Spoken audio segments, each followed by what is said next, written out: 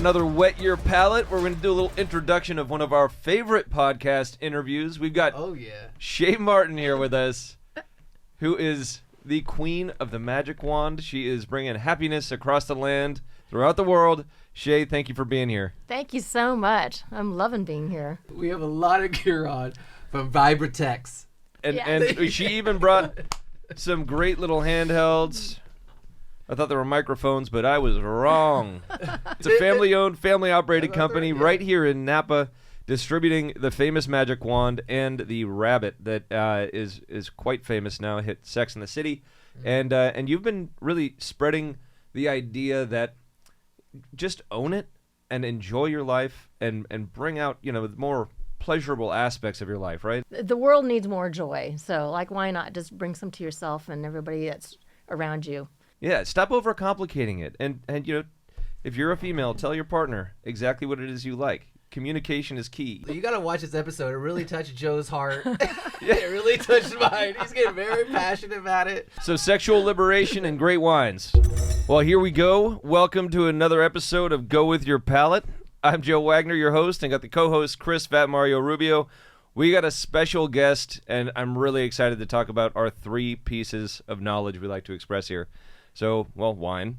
Entrepreneurship. And whatever the fuck else. And we got a lot of entrepreneurship and whatever the fuck else today. We got a special guest, Shay Martin. She's one of the leaders and developers of a very special thing that brings happiness to many around the world. The rabbit and Vibratex. And we're going to get into what that is. Well, thanks for having me, you guys. I can't believe that I'm the whatever the fuck else on this podcast. You're the entrepreneur. Usually that's my role. Yeah, that's him. Usually I don't know. Wine, entrepreneurship, whatever the fuck else. You were special. Oh, thank you. Yeah. Well, great. Well, I know we got a lot of questions, but first, if you don't mind, can we just start with kind of your summarized story about how you got into this 40 years ago now, is that right? Making Vibratex? Yes, pretty much. I mean, it was actually a family business. So my mom is Japanese, and we go to Japan every year to visit family and stuff. And so she found or saw some vibrators there that were so unique. She had never seen it anywhere before in the United States. Not that she was a connoisseur of them, but back then in the day, there really wasn't much except those plastic missile vibes, the little vibes that look like uncooked hot dogs that were just kind of, I know exactly what you're talking about, Yeah, honestly. I mean, it's come so far in my lifetime. Yeah. So she saw these really unique things and said, hey, maybe we should bring some of these over to the United States and see if we could sell them. And these were, at the time, we called them dual action vibes. So they had a shaft that would rotate, and they'd have a separate little part on there that would vibrate for clitoral stimulation. And so we started bringing some over. And the first, I think, company that we sold it to was Good Vibrations, which, they've been around actually longer than we have. They loved it. And so we just started kind of bringing more and more in, and then decided to form a company and called it Vibratex. And we specialized in these Japanese vibrators. Wow. Yeah. So what was the original that was brought over here that really got the ball rolling? The Beaver. The Beaver? The Beaver, yeah. It was before the rabbit, the Beaver. And can you describe a little bit about what the Beaver looked like? Like? Because I'm not familiar with this one. Yeah, so I didn't bring one. So the Beaver was small, maybe the shaft itself was maybe 4 inches. The girth was very small, and attached to it looked like a person, because back in the day in Japan you were not allowed to have any kind of sexual product that looked phallic. Wow. Was not realistic. So they made it look like a little person. So this was like a little woodsman in a way. And attached to the woodsman was this little beaver with his tongue sticking out. And, when you turned it on, then the tongue would flicker. And the woodsman, he would rotate around. And you could bend the shaft to have more rotation or less rotation. And so this way, when you looked at it, it didn't look like a penis at all. Yeah. It looked like a little person and with this little animal attached to him. That's pretty fascinating. I didn't know that. I love hearing those little tidbits of that in Japan you could not have any phallic-shaped You object. couldn't. Yeah, it was taboo back in the day. I kind of think too. You could actually just have it set up in your house as like a little cute little statue. People are coming Kind over of, there, yeah. you know, right? Kind of Right. just blends in with everything. Yeah. You know, you got, but It's like, don't touch it. it just, Yeah. You just put it like under glass or something, like when Yeah. the company comes over, you know. So that was the first big hit with Good Vibrations, which is, well, now they're a massive Right. online, but Yeah. they were also probably started off as a mom and pop. They started Adult off as store? a co-op. It was all kind of female-owned Oh, really? co-op store. Yeah, and they had one little store in San Francisco, but they had a huge following because they educated all of their staff on physiology of women, what you can do, what you do when you have this type of problem or you're looking for something like this. And they tried to utilize whatever was in the industry at the time. So when our product came along, it was like a game changer. And so they started just bringing in everything that we brought in to the United States. So they were one of our first major customers. So I didn't realize that it was that the transition, because I look at just in my lifetime as an adult, which is just over 20 years now. What a The, youngin'. the first adult store I went into was not a great experience. Like it was, you felt kind of a little pervy. Yeah. You know, there was a lot of smut out there and everything.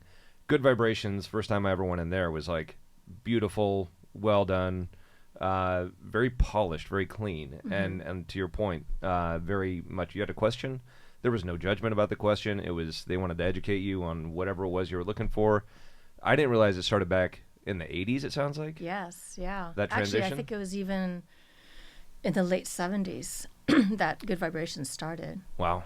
Yeah. So, I mean, they wanted to create like an open space, well lit. You know, all the products were out in the open, and like you said, there was no judgment at all on it. You could just pick up like the giant, huge dildo and say, "How do I use this?" And Yeah. they would explain like the best lubes that you could use, how to prepare yourself for it. I mean, they knew everything. So it was great to have them pick up our products and understand how valuable these products could be for women because they were so different than everything else that was out there. Education is always key. Yeah. That is. Yeah. So and a nice clean look. yeah, well, look how far it's come. I mean, even you've got Pleasures Unlimited in downtown Napa, and 20 years ago that was, you know, still kind of like an old school place, but now you're very comfortable. I think even women are going in there and just Oh yeah. wanting to learn, buy stuff, and Yeah. it wasn't the case 20 years ago. Right. No. Well, That's great. I mean, I do know like the adult store he's talking about because I believe it was the first one I went into as well because when we went to college, he was talking about in Santa Oh Barbara. no, that was Santa Barbara, yeah. Yeah.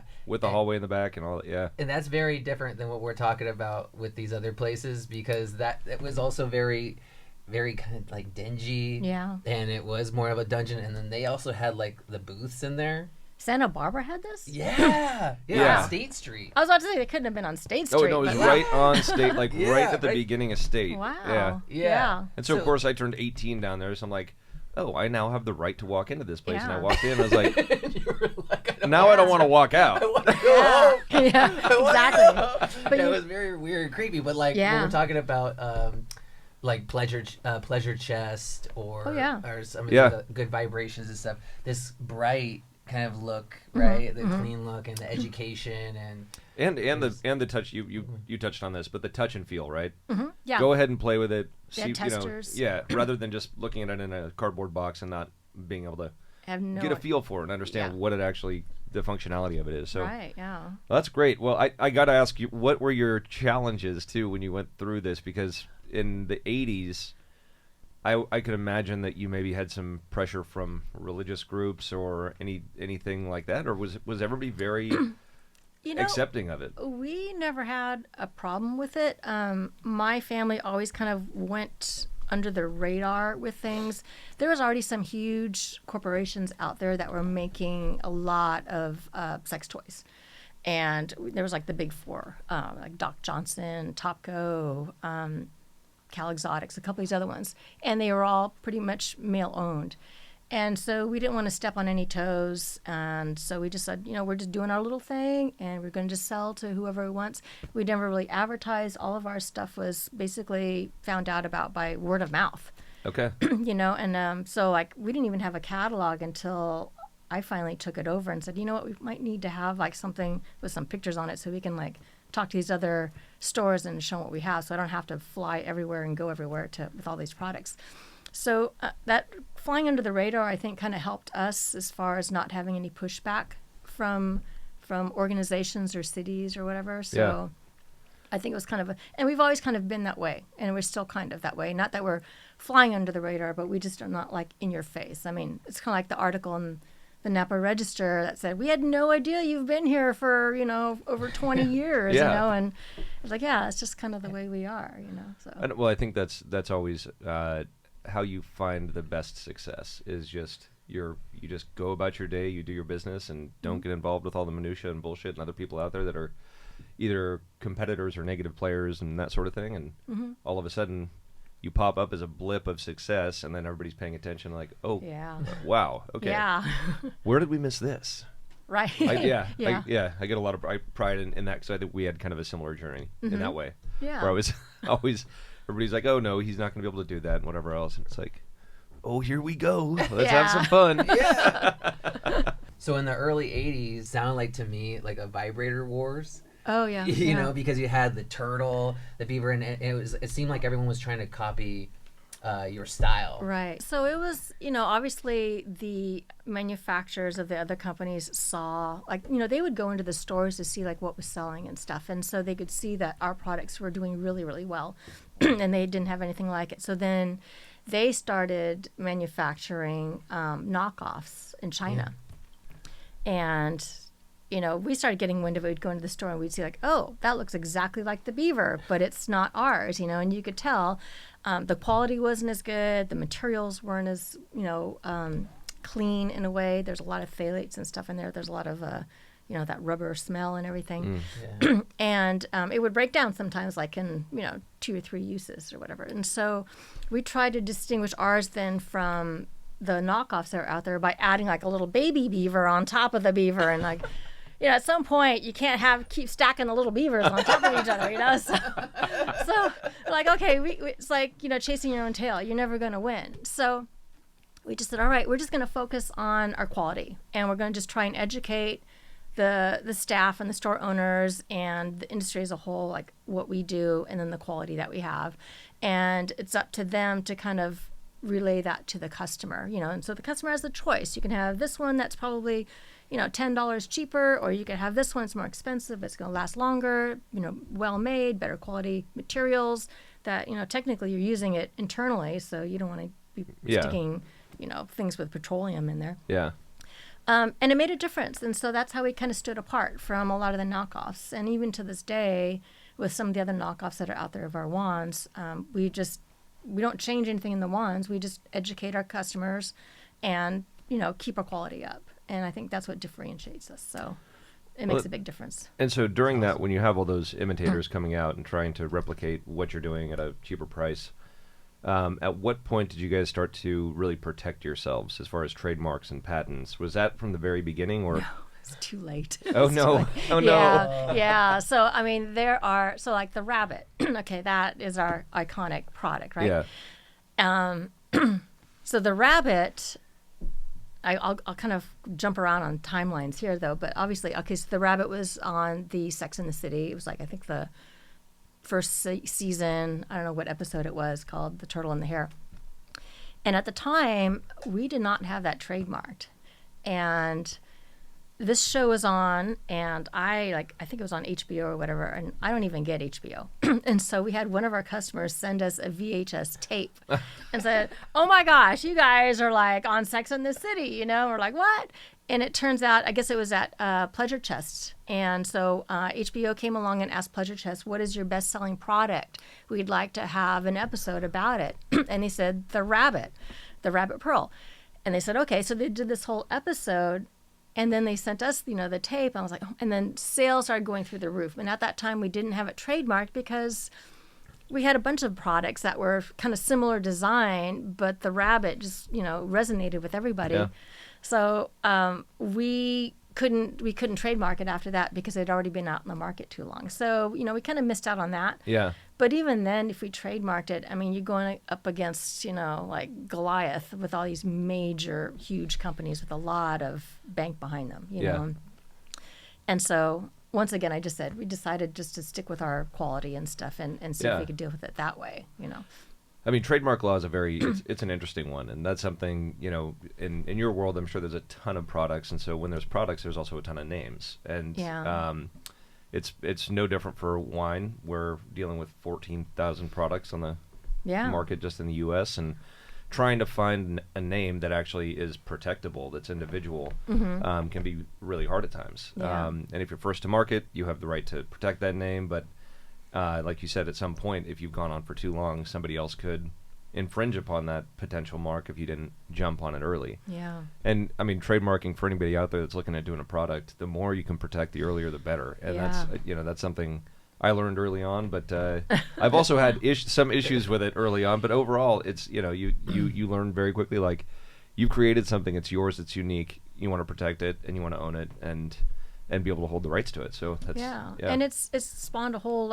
genre of vibrators. So anything now that's a dual action vibrator is basically called a rabbit vibe, even though it may not even look like a rabbit. So anything that has the attachment for the clitoris is a rabbit series, basically.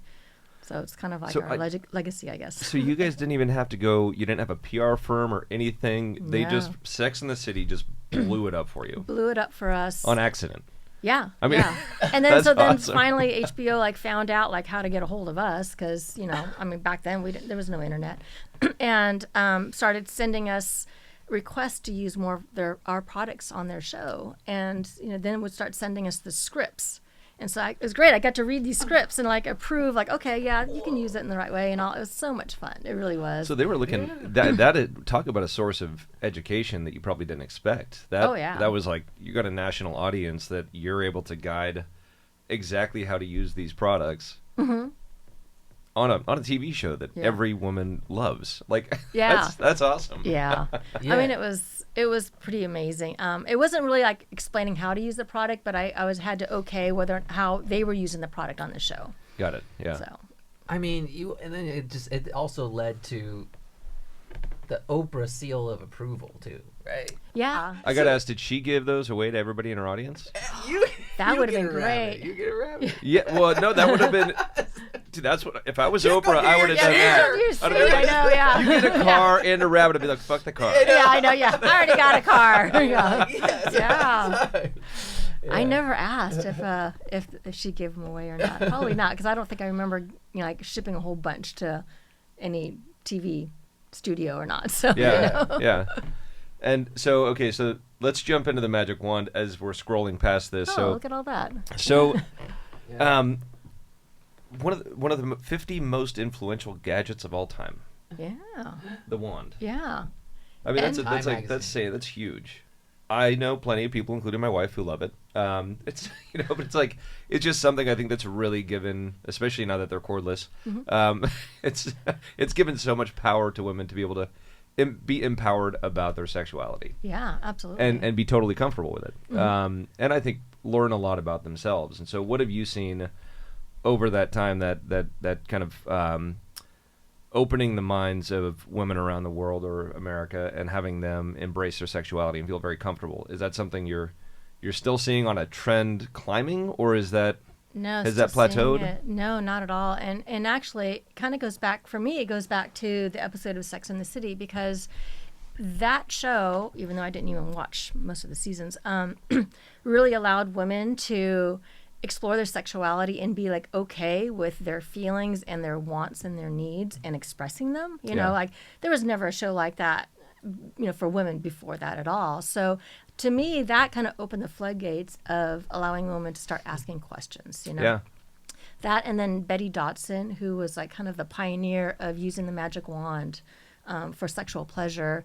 She was in New York City, and she was a huge advocate of that. And so she used to have these sessions with women who came in who had no idea how to have an orgasm, had no idea how to explore their body themselves, and she wanted to put them in a comfortable environment with just other women, and she would have these sessions to explain how to use the magic wand to pleasure yourself and to understand what your body can do, how it feels, how to get to that point, and she was amazing. And so it was people like her and Sex and the City and other advocates way back in the day that would be the ones that would kind of open up this whole conversation that we're having, really.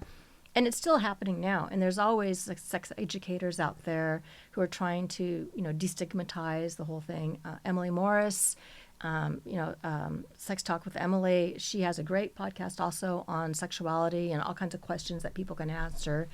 And so I love that there's more and more podcasters, more and more people jumping in and helping people, not just women, but people like, embrace these products and have them help their lives, their sex lives. Yeah, and I definitely agree with that. I think that, if I went to my mom's generation, there was still this wholesome sort of character about like, yeah, you don't have sex until you're married and all that. And it's like, no, you gotta kind of know, in my opinion, you gotta know about yourself to be able to maximize your enjoyment and pleasure. And it's not all about the man. Yeah. Which I think we lived for thousands of years where it was like, it's all about the man. It was well, power back. You guys, you have your stuff in front of you, so it's always it's right there. So of course it's going to be all about that. Like ours is a little bit more hidden, so I feel like it's kind of behind the curtain type of thing, And are you guys making the attachments for the wand as well? Yes. So we're making attachments, and we're actually designing some new ones too. To kind of, it's always hard to kind of, and you maybe find this like in wine, kind of not reinventing the wheel, but you're trying to always make something a little creative, a little different, something unique, and so there's so much out there in the sex toy business for sure. And so attachments, there are a plethora of all kinds of different ones. So we're still trying to design like newer ones that would work on the magic wand heads that are something completely different, and you can work for men and women or whoever. So it's always fun. It always keeps our wheels turning in our head. And where do you get that inspiration from? Because that's all, like, I think about how do I make my products better in the wine world, and I always listen to the customer, and that's usually the bartender or the server. It's about simplifying the application of use. Yeah. And we put wax, just like you guys over at AXR do. We put wax, and people hate it. And so it was like, all right, I'm hearing this. How do I evolve and make it better? We've come up with our pull tab and adjusted the formula and that sort of thing. So who is your direct customer? Is that the adult store, or are you actually getting emails directly from customers about like, hey, this would be a great idea? Both, Okay. Definitely, yeah. So customers have reached out to us and talked about issues or problems that they have, and do we have anything that would address that? And it starts getting our wheels turning. Like, okay, so they have this issue, this problem. Like, how can we, help them along with that? And also, a lot of our retail stores, their staff, who are all like sex educators, they hear a lot from the customers. And so they will relay that to us. So we do training sessions in all the different stores. We go out, we talk to all the managers, the staff, explain to them how to use the products and stuff. And then they always give us feedback too on, what customers are saying, what they like or what they don't like. And so we always kind of keep that in mind as well. And, and sometimes like I could just be going along and someone will just say something or just see something, like, oh, look at this flower, the design is like really cool. And I'll be looking at it, I'm like, oh, shit, that could make a really cool, like, little, and so, Yeah. So, You find inspiration everywhere. You do, yeah. What is the most common difficulty you hear people having sexually? What are they, like, is it just simply that a woman has never been able to orgasm and is trying to figure out, is that the most common, or is there I think it's just too much pressure on them to try an orgasm. I think men and women have that pressure to have the woman orgasm. It's like, this is something we have to do because other people are doing it, and something's wrong with us if we can't do it. And that's a lot of pressure when there's an expectation there. So that's something that I think people need to, like, not put pressure on themselves. Just like, just kind of go with the flow, see what feels right, And this is where I think for women, if they can explore their sexuality themselves first in a nice kind of quiet environment, like, this room would be great. Close those nice little velvet curtains and stuff, put some music on, whatever, because you can't really be a good sexual partner if you don't know how to arouse yourself or what works for you, what clicks for you. It's hard, and you can't explain that to your partner, so for women to be able to understand themselves and what works for them and not put the pressure on, just feel sensations and say, this is feeling really good. Okay, oh, this one, it doesn't do it so much for me, And then to kind of know what works for them, and then to help their partner see what works for you, you know. But it's the pressure that really, I think, makes it hard for, unless it's a medical thing. But a lot of times it's all in the mind, because the mind is the biggest sexual organ, I think, in the world. Yeah, I would imagine, the pressure thing, absolutely, and a lot of guys are kind of dicks about it too. I mean, for a guy, all you got to do is like touch it, and like, you know, it's all good. But like, it seems like the anatomy of the female is so individualized, right? How to find pleasure, and I mean, there's variations for men too, but overall, it just seems like I would imagine that's a very big part of it. Women actually exploring themselves and having the confidence to be able to do that with toys in their privacy.